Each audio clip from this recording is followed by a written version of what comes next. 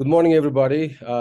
It's Afghan Nifty from the Caspian Policy Center. We are launching on our report on how to meet U.S. strategic mineral needs, the Trans-Caspian corridor, Central Asia, the South Caucasus, and Ukraine. U.S. has genuine interests, which it had in 94, 30 years ago, basically, where U.S. closely engaged with the Western partners in developing energy that's now flowing from the region to Europe and other markets at this stage. At that time, also, infrastructure was an issue to bring out the energy from the Caspian. But that has been resolved with the close partnership and dedicated work from the Washington, from the region.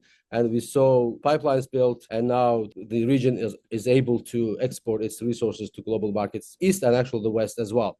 So there is an example of it done. There was a need that was addressed back 30 years. And I think that this time it might be maybe a lot more achievable than it used to be because the political economic situation that the region faced 30 years ago was different in terms of their own capacities as well. What I would like to stress the most in this presentation is that we are in a whole new era of geopolitical competition, and I think Trump gets it. We need streamlined line of authority with clear interagency. You've sort of given our work with the US government, both during the first Trump administration, the Biden administration. I was able to show members of the National Security Council, the State Department, the Department of Commerce, what these concessions in Kazakhstan that we were being offered looked like, and they pledged their support. During in April of last year, we entered into a joint venture with Talcon Samruk, which is a state-owned mining company, and in fact, the mining company that provides 43% of the world's uranium and much of the United States' uranium. And we entered into a joint venture to develop the state-owned Akbulak rare earth deposit that has also historical resource from Soviet days. But what's important to note is that what we keep hearing, and now we've actually been engaged quite closely with the government of Uzbekistan as well, in addition to the government of Tajikistan, which is one of the largest exporters of antimony, one of the critical minerals banned by China on December 3rd of last year. And what we're hearing across the board, and not just from leaders in Central Asia, but in Africa as well, is the absolute need for them to diversify away from China. But what we find as well is that when China go into these countries, firstly, ecologically, how they develop these projects may not be in line with the host country or international practices and standards.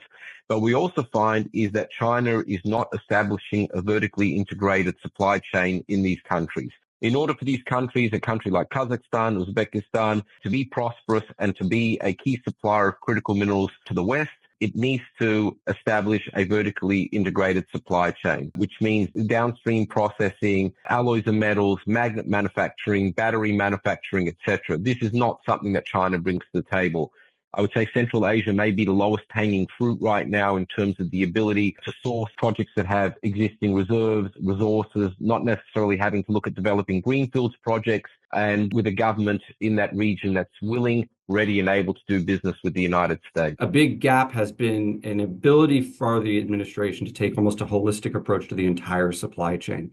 Because one of the things we frequently found is that while we can be effective in standing up new upstream resources, the utility of those new upstream resources or the expansion of those resources to actually enabling some diversification throughout the entire supply chain is somewhat held hostage by China's broader dominance of the midstream. Ariel mentioned processing and refining as a major bottleneck, right, within the effectiveness of our supply chain management. And I think that warrants some more attention from policymakers here in Washington to really adopt the strategies that are going to enable non-Chinese midstream activity, whether that's locally next to the mine in terms of beneficiation and refining, or further on downstream with regard to almost, precursor manufacture, or even going down to the component manufacturing side. I can say, in the first Trump administration, we looked very much at the whole challenge of strategic minerals. Where do we find them? We looked at Greenland. We looked at Central Asia. Central Asia is so far away.